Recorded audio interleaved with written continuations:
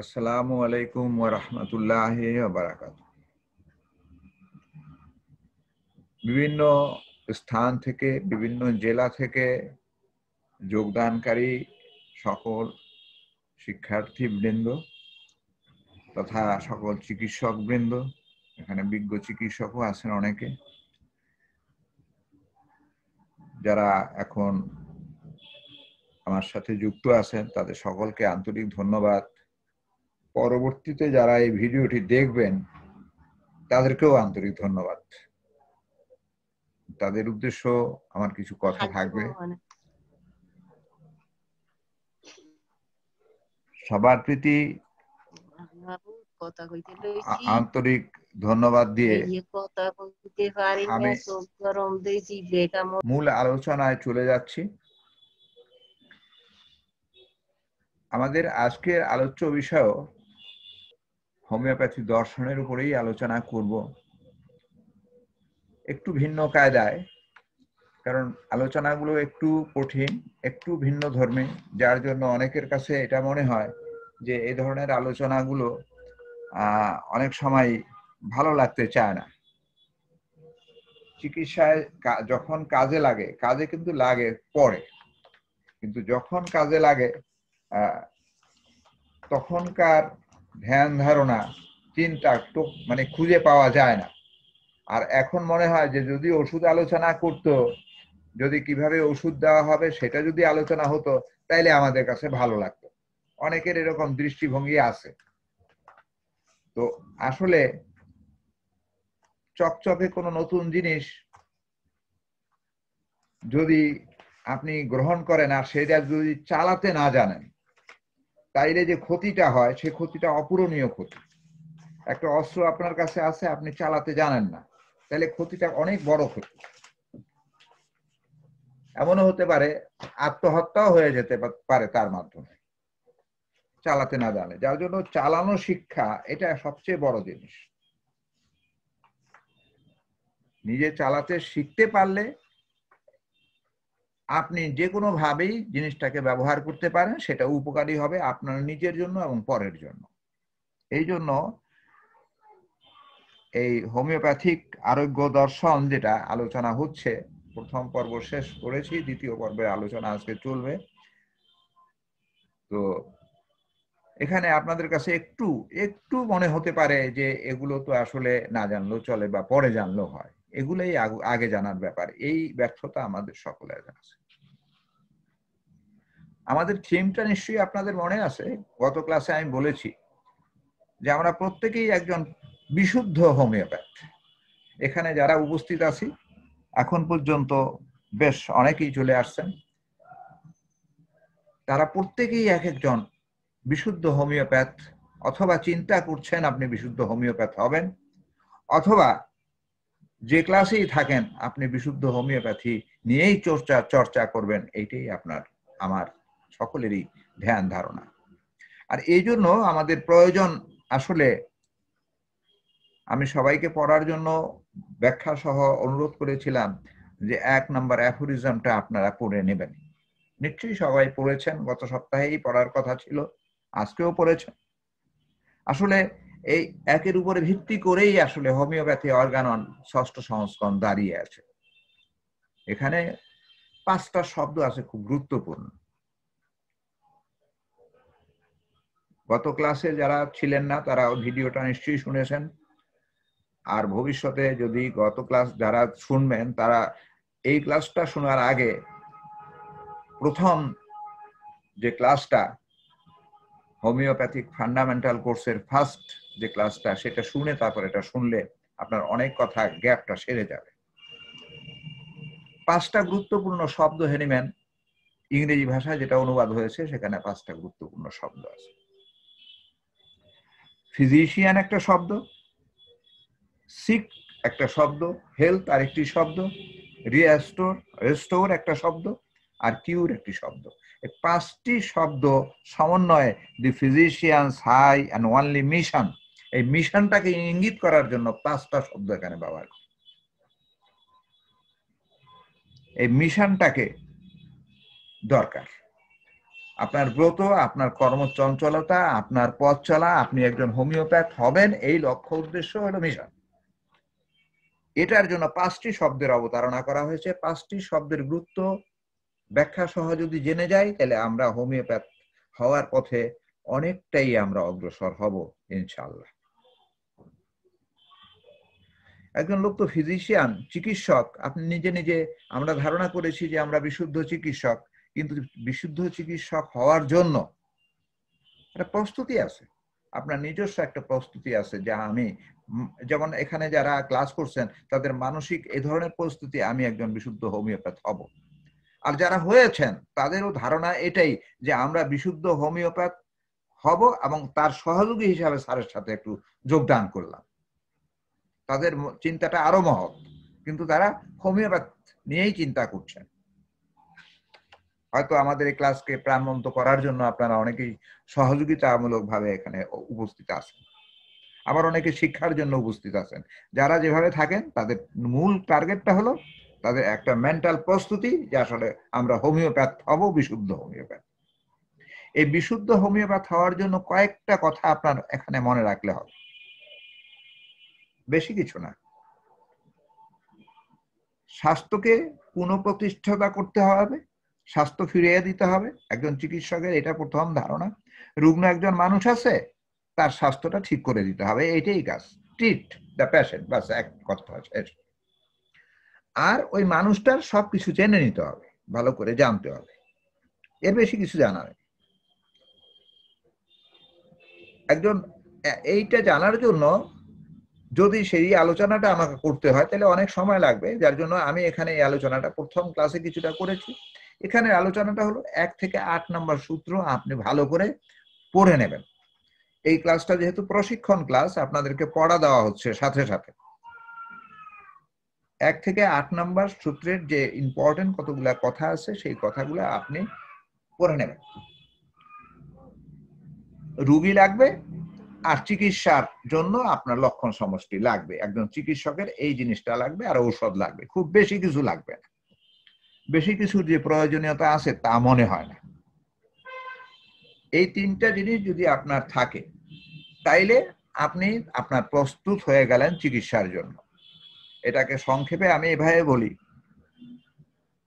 DMA, অর্থাৎ আপনাকে যে জিনিস ডিজিজ সম্পর্কে আপনার নলেজটা পূর্ণ লাগবে, তারপরে আপনার মেডিসিন সম্পর্কে পূর্ণ একটা ধারণা লাগবে, আর অ্যাডমিনিস্ট্রেশন সম্পর্কে পূর্ণ ধারণা এই ব্যাপারে সামনেও আলোচনা আছে। এই রুগ্ন মানুষটাকে, ডিজিজটাকে জানতে হলে আপনি সমস্ত, একটা মানুষকে জানতে হবে, মানুষের পুঙ্খানুপুঙ্খ রূপে সমস্তটাকে জানতে হবে। অনেকে এখানে ধারণা করেন যে প্যাথোলজির জ্ঞানের বোধহয় দরকার নাই হোমিওপ্যাথিতে। এই ধারণাটা সম্পূর্ণ ভুল।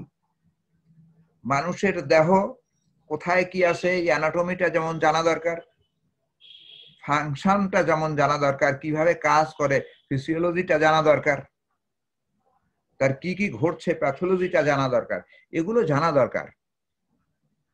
যারা অপারেশন করবেন তাদের জন্য পুঙ্খানুপুঙ্খ ব্যাপক জানা দরকার, কিন্তু আপনি সাধারণ একজন চিকিৎসক, আপনি একেবারে জানবেন না, এটা হয় না। যার জন্য এই জ্ঞানটা আপনার দরকার। অর্থাৎ পূর্ব প্রস্তুতি হিসাবে, ফিজিশিয়ান হিসাবে আপনার যা জানা দরকার, এগুলো অবশ্যই যে চিকিৎসা বিজ্ঞানী হোক এটা আপনাকে জানতে হবে। তাহলে ফিজিশিয়ান শব্দটা সম্পর্কে আমরা এর বেশি এখানে আলোচনা করব না। সিক টু হেলথ, স্বাস্থ্যটাকে পুনঃস্থাপন করতে হবে, এই ব্যাপারে সামনে যেহেতু আমার আলোচনা আছে, সিক সম্পর্কে সামনে আলোচনা আছে, এই জন্য আমি এটা এখানে স্টপ করে পরবর্তী আলোচনায় চলে যাব। কিভাবে ফিরিয়ে দিতে হবে এই কথা বলা আছে, হ্যানিম্যান বলেছেন, গত ক্লাসে ওই কথাটা উল্লেখ করেছি আমি। আরোগ্য করতে হবে, আরোগ্য করার জন্য একেবারে পুরো অর্গানটাই আরোগ্য করার জন্য আপনার সামনে উপঢৌকন হিসাবে হ্যানিম্যান দিয়ে গেছেন। বিশেষ করে 70 নম্বর 71 নম্বর অধ্যায় থেকে একেবারে 291 পর্যন্ত দিয়ে গেছেন যে কি করে আপনি আরোগ্যটা করবেন। আসলে আপনার দরকার, আমি জীবন নিয়ে আমরা কথা বলি, জীবন নিয়ে কথা বলি, মানুষের কষ্ট নিয়ে কথা বলি। হ্যানিম্যান এখানে একটা সূত্র দিয়েছেন, সেটা হলো সিমিলিয়া সিমিলিবাস কারেন্চার। বা কেউ কেউ কিউরেচারে উচ্চারণ করেন। সদৃশ রোগ অবস্থা, সদৃশ রোগ লক্ষণ সৃষ্টিকারী ঔষধ দ্বারা চিকিৎসা করা, এই হলো গিয়ে মূল থিম, মূল কাজ।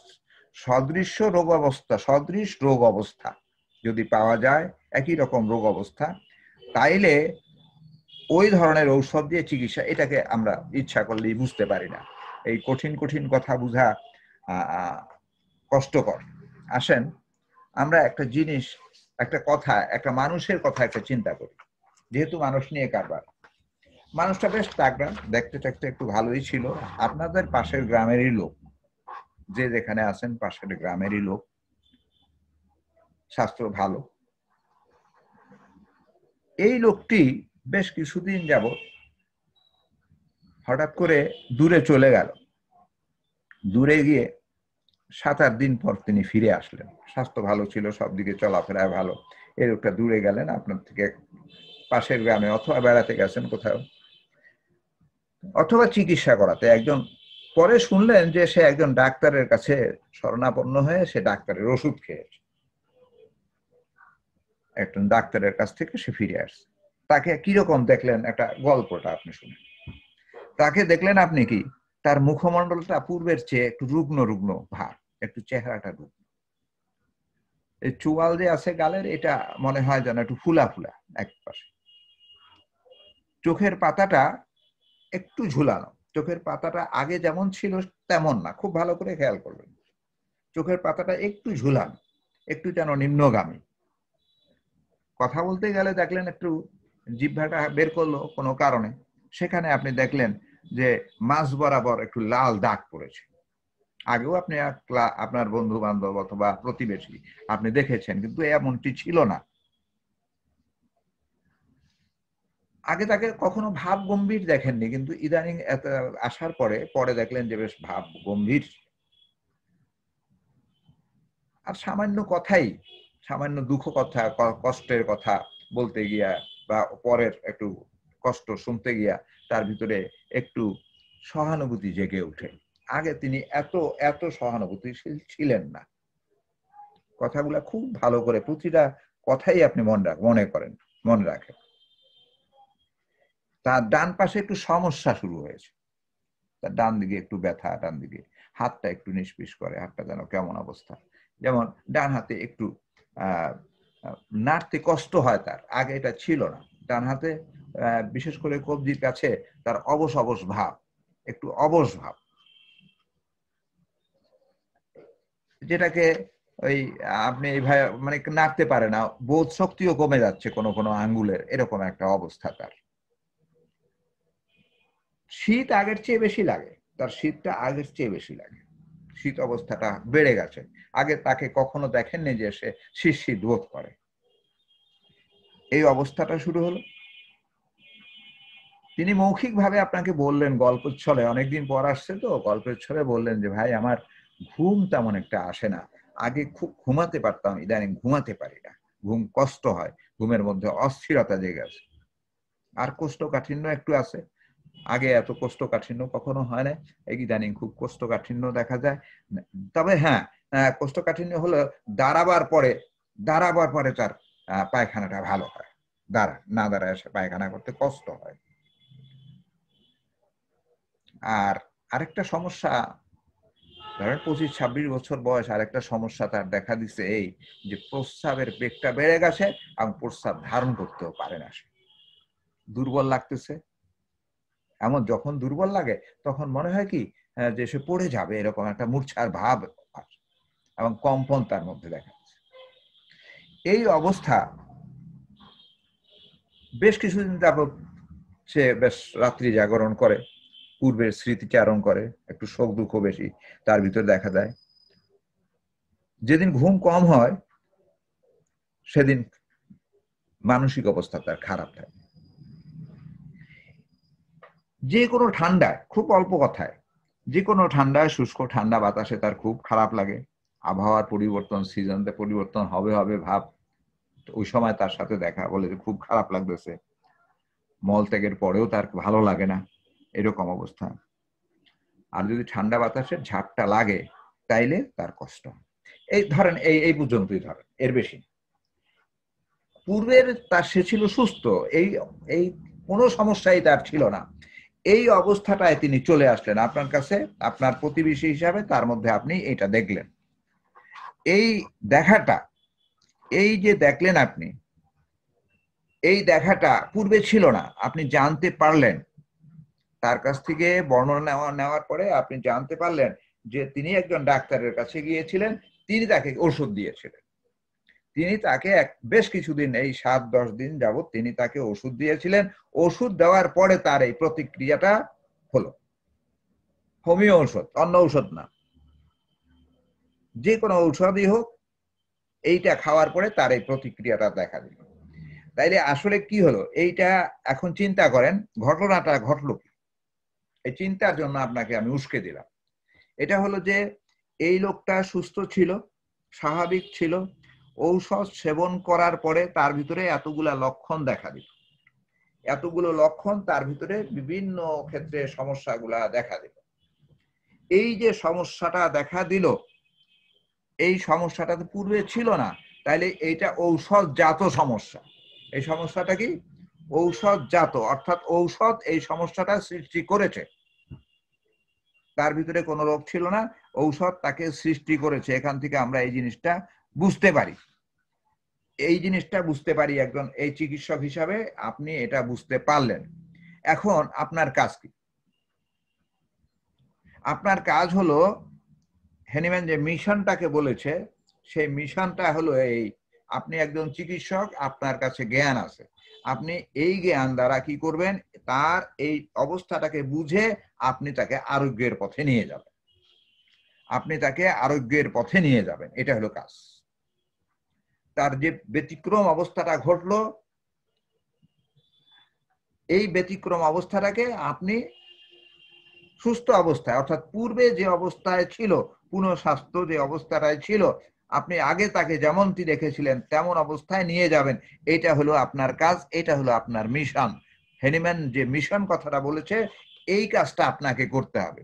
এই কাজ করার জন্য আপনাকে, আর এই কাজটা একটা নাম দিতে পারেন, যেটা পরে আলোচনা আরো হয়তো হবে, এই কাজটার নাম দিতে পারেন। এইটা হলো ঔষধটা তার শরীরে প্রুভিং হলো।